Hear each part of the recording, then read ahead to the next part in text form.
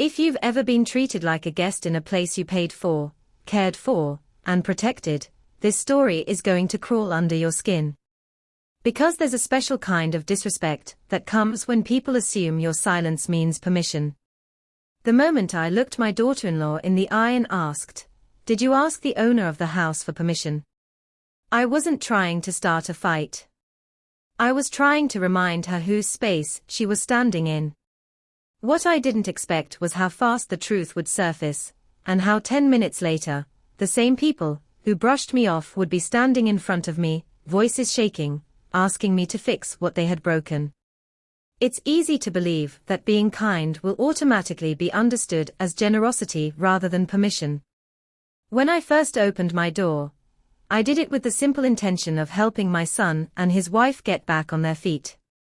There was no calculation behind it, no unspoken contract in my mind.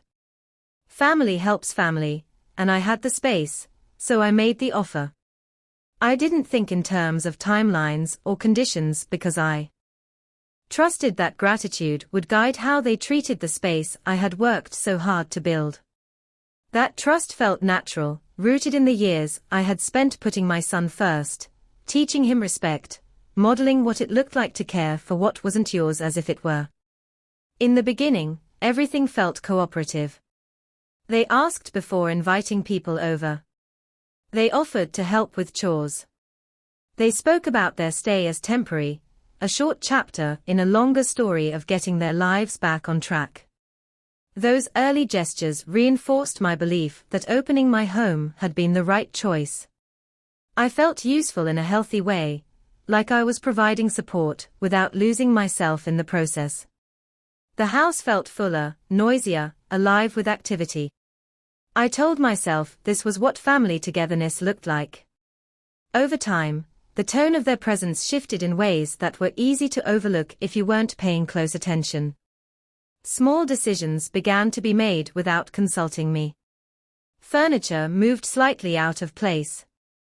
Groceries replaced with brands I didn't buy. Conversations about the house framed changes, as if they were improvements rather than choices that needed permission. None of these moments were confrontational. They slipped in quietly, wrapped in casual assumptions that this was now shared space rather than borrowed space. Because nothing felt overtly disrespectful at first, I let it pass. I didn't want to seem controlling. I didn't want to be the kind of mother-in-law who hovered over every detail. That desire to be easygoing slowly blurred the lines of ownership. The more I stayed silent, the more my silence was interpreted as agreement. What began as kindness was reinterpreted as access. I noticed that gratitude was expressed less often, replaced by familiarity. Familiarity can be warm, but it can also breed a kind of unconscious entitlement when it isn't paired with ongoing respect. When people grow comfortable in a space, they can forget that their comfort was granted by someone else's generosity. I could feel the shift inside myself before I could articulate it. There was a low-level irritation that would rise and then get pushed back down. A sense that something was off, even when everything looked fine on the surface. I told myself that being bothered by small things meant I was being petty. I reminded myself that this was temporary, that family situations are messy, that love requires flexibility. Each of those explanations allowed the pattern to continue a little longer. Each time I chose not to speak up, the boundary became less visible, not just to them, but to me. What I didn't realize at first was that boundaries don't only protect you from being mistreated. They also teach others how to treat you. Without clear boundaries, people fill in the blanks with what's convenient for them. It's not always malicious. Often, it's simply human nature to settle into comfort. But comfort, without clarity, can turn generosity into entitlement over time. The line between being welcomed and being assumed can disappear if it isn't gently reinforced. I began to see how my desire to keep peace had created a quiet imbalance. I was carrying the emotional labor of maintaining harmony, while also absorbing the discomfort of watching my home slowly shift out of my control. The irony was that I had opened my door out of love, but in trying so hard not to create tension, I had allowed a dynamic to form that didn't honor that love. The kindness I offered had become part of the background of their lives, something expected rather than appreciated. Recognizing this pattern didn't come with immediate solutions. It came with awareness, the kind that sits with you and changes how you see everyday moments. Each small assumption now stood out. Each unasked change felt heavier. The realization that kindness without boundaries can slowly morph into entitlement reshaped how I understood my role in the situation. I wasn't responsible for their choices, but I was responsible for how clearly I communicated the limits of my generosity. There's a particular kind of disorientation that comes from realizing you're no longer the authority in your own space. It doesn't happen all at once. It creeps in through small moments that don't feel confrontational enough to challenge on their own. One day you notice a chair has been moved, and you tell yourself it's not worth mentioning. Another day you walk into the living room and find people you didn't invite sitting comfortably on your couch, and you smile through the surprise, because you don't want to seem unwelcoming. Each moment feels minor, but together they begin to shift how the space feels to you. What was once grounded in familiarity starts to feel slightly off, as if the house has learned new rhythms that don't include your consent. Being treated like a guest in your own home doesn't come with a dramatic announcement. It shows up in how conversations change. Decisions are made around you instead of with you. Plans are discussed as if your agreement is assumed. The language shifts from asking to informing. It's subtle enough that you can question whether you're overreacting. You start to second-guess your own reactions, wondering if you're being too sensitive, too controlling, too attached to the way things used to be. That self-doubt becomes part of the pattern, making it easier for the erosion of your role in your own space to continue unchecked. I remember standing in the doorway one afternoon, watching my daughter-in-law direct friends as they rearranged the furniture in the living room. No one had asked me if I was comfortable with the changes. No one had paused to check if this was okay. They spoke about the room as if it belonged to all of us equally, using phrases like "we should put this here, and it would look better if we moved that there." Their words weren't intentionally dismissive, but the effect was the same. My presence felt secondary to their plans. The house that had once felt like an extension of myself suddenly felt like a shared project I hadn't agreed to participate in. What made those moments difficult wasn't just the lack of permission. It was the quiet message that my authority over my own space had become negotiable. When people treat your home as theirs without asking, they are not just moving objects. They are shifting the power dynamic. They are deciding, consciously or not, whose comfort takes precedence. Each unasked change reinforced the idea that my preferences were optional, something to be worked around rather than centered. I found myself adapting in ways I didn't realize at first. I would wait for them to finish using a room before entering it, as if I were intruding. I would hesitate before suggesting how something should be done, worried it might come across as interference. Those hesitations were small, but they mattered because they showed how the dynamic had flipped. I was adjusting to their presence in my own home instead of them adjusting to mine. There's a quiet emotional toll in that adjustment. Your home is supposed to be the place where you don't have to negotiate your presence.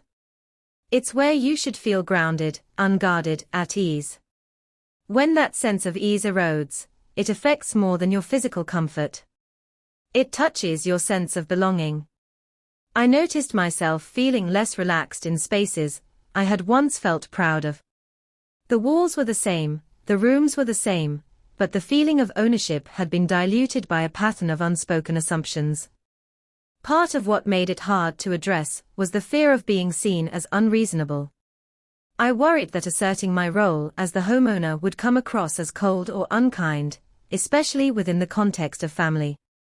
There's a social expectation that generosity within families should come without strings attached, that voicing boundaries is somehow a sign of selfishness. That expectation can make it difficult to name when your generosity has crossed into self-erasure. As the pattern continued, I began to recognize how easily comfort can turn into overreach when it's not checked by clear boundaries.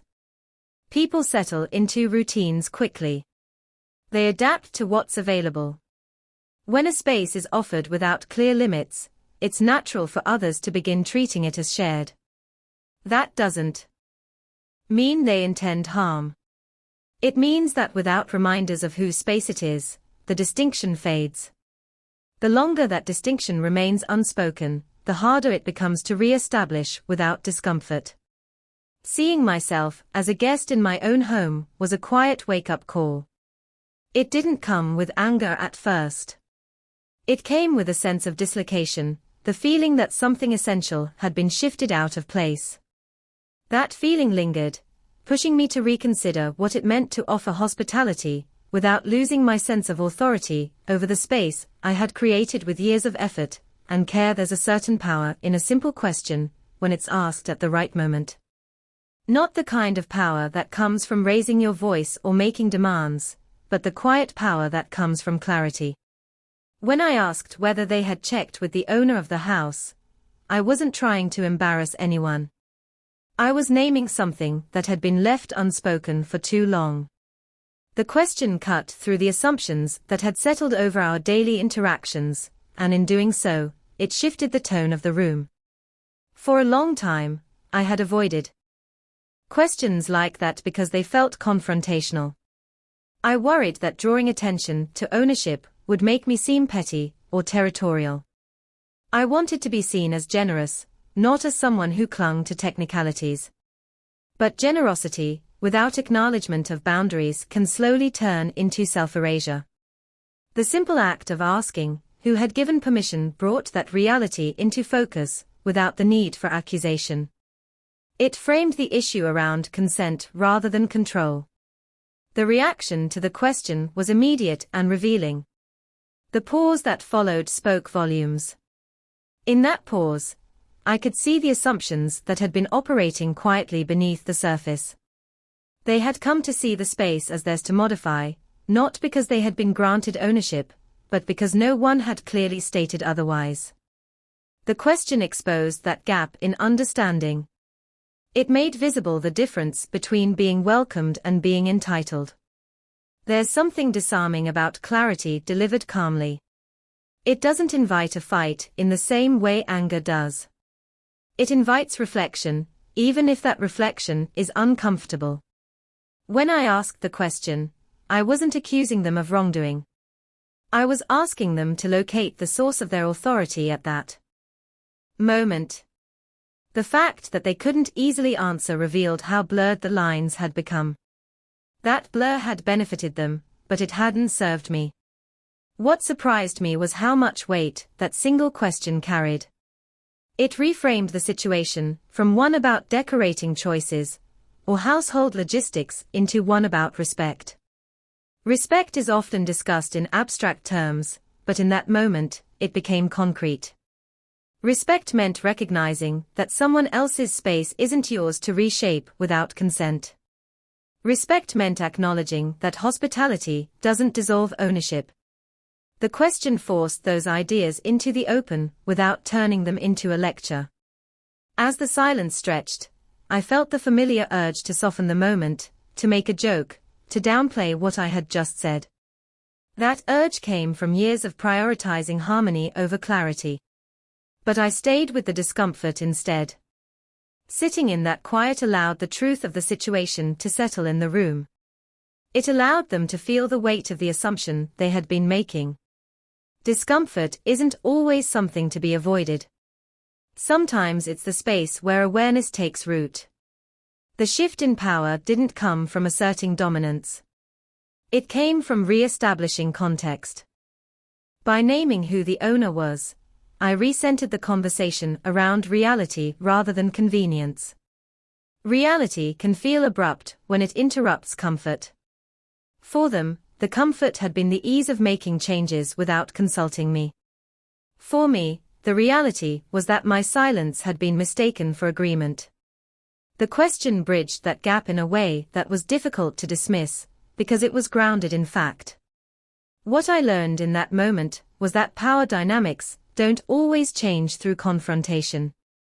Sometimes they change through naming what's been ignored. The question didn't solve everything on its own, but it cracked open a space where assumptions could no longer go unchallenged. It reminded me that clarity doesn't have to be loud to be effective. It just has to be honest. In that honesty, the balance of the room shifted, not through force, but through recognition. When the consequences arrived so quickly, it felt almost unreal, as if the situation had shifted into a different gear without warning. 10 minutes earlier, the room had been filled with casual confidence, with plans being made as if they were natural extensions of daily life. The sudden appearance of official faces and formal language introduced a new tone, one that didn't leave room for assumptions or reinterpretations. The reality of timelines and paperwork replaced the comfort of imagined permanence, and the atmosphere in the house changed in an instant. Watching that shift unfold was strangely grounding. It confirmed something I had been sensing for a long time, that assumptions can exist comfortably until they are met with tangible reality.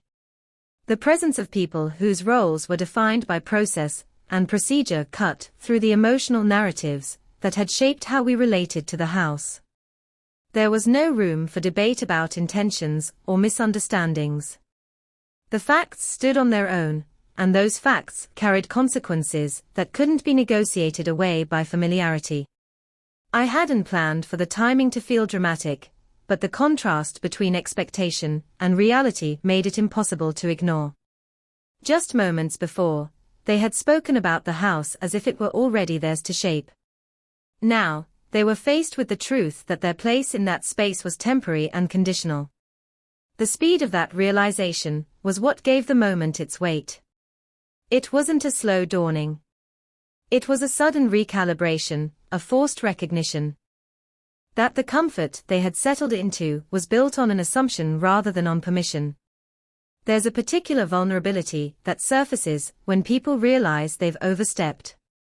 It shows up in the way their posture changes, in the way their voices lose certainty, in the questions that suddenly replace statements. The confidence that once filled the room drains away, leaving behind an urgency that feels almost foreign to them. That urgency isn't just about logistics. It's about the sudden awareness that the foundation they thought they were standing on isn't as solid as they believed. For me, witnessing that shift wasn't about satisfaction. It was about validation. It validated the discomfort I had been carrying quietly, the sense that my space had been taken for granted. Seeing that discomfort mirrored back to them in the form of real consequences made it harder to dismiss. The situation moved from being an emotional disagreement to being a practical reality. That transition mattered, because it removed the possibility of minimizing what had been happening. There's often a narrative that consequences are harsh or punitive, but in moments like this, they simply reflect the structure of reality. When assumptions collide with facts, facts don't soften themselves to spare feelings. They stand firm. That firmness can feel shocking when you've grown accustomed to flexibility. But that shock can also serve as a reset, a moment where the rules of the situation become clear in a way they hadn't been before. The arrival of consequences didn't erase the relationships involved. It changed the context in which those relationships operated. It shifted the conversation from one about preferences to one about rights and responsibilities. In doing so, it created a new framework for how we would interact moving forward.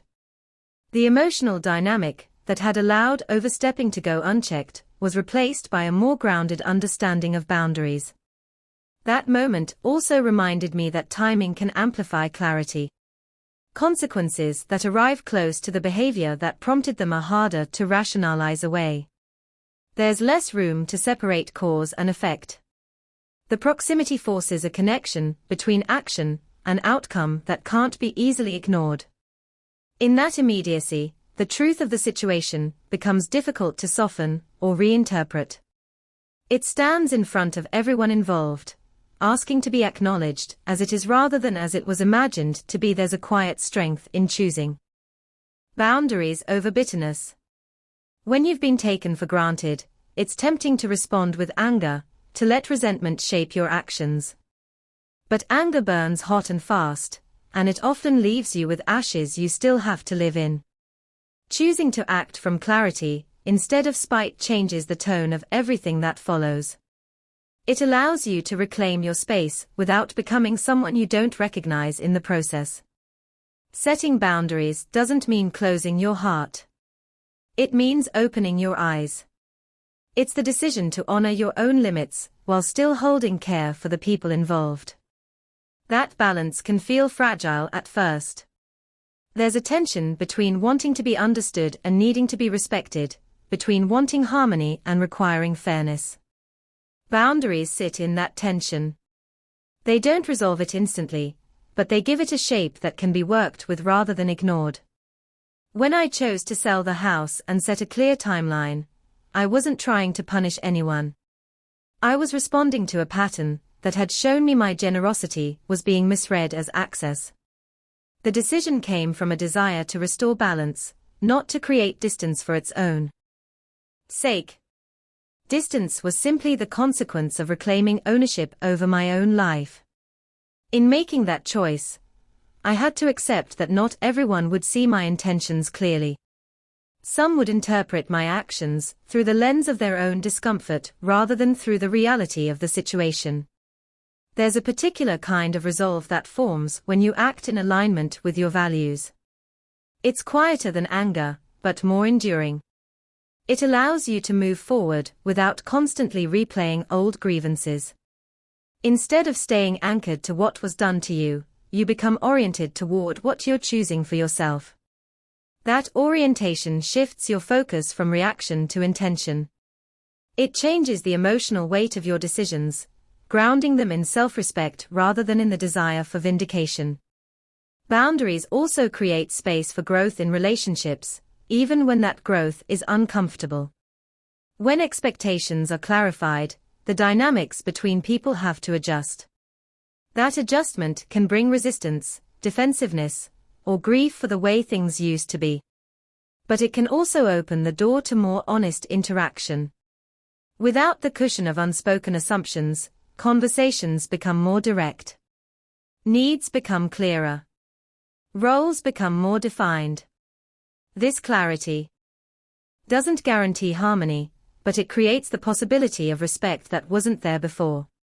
One of the hardest parts of setting boundaries is sitting with the emotional reactions of others. It's tempting to soften your stance to ease their discomfort, especially when you care about them. But constantly adjusting your boundaries to accommodate others' feelings can undo the very clarity you're trying to establish. Holding a firm doesn't require cruelty. It requires consistency. It means allowing the initial discomfort to pass without rushing to make everything feel easy again. Over time, that consistency teaches others how to relate to you within the new framework you've set. Choosing boundaries over bitterness also changes how you experience your own peace. There's a lightness that comes from no longer carrying unspoken resentment. When your actions align with your values, you don't have to justify them to yourself. That internal alignment creates a steadiness that isn't dependent on how others respond. You can care about their reactions without being controlled by them. This steadiness makes it easier to navigate future challenges with the same clarity, rather than falling back into patterns that compromise your well-being. In reclaiming my space and setting clear limits, I didn't lose my capacity for kindness. I refined it. Kindness became something I offered with intention rather than something that was automatically available to be taken. That refinement didn't harden me. It grounded me. It allowed me to move forward with a sense of agency that had been dulled by too much accommodation. Through that grounding, the dynamic shifted from one of silent endurance to one of chosen clarity.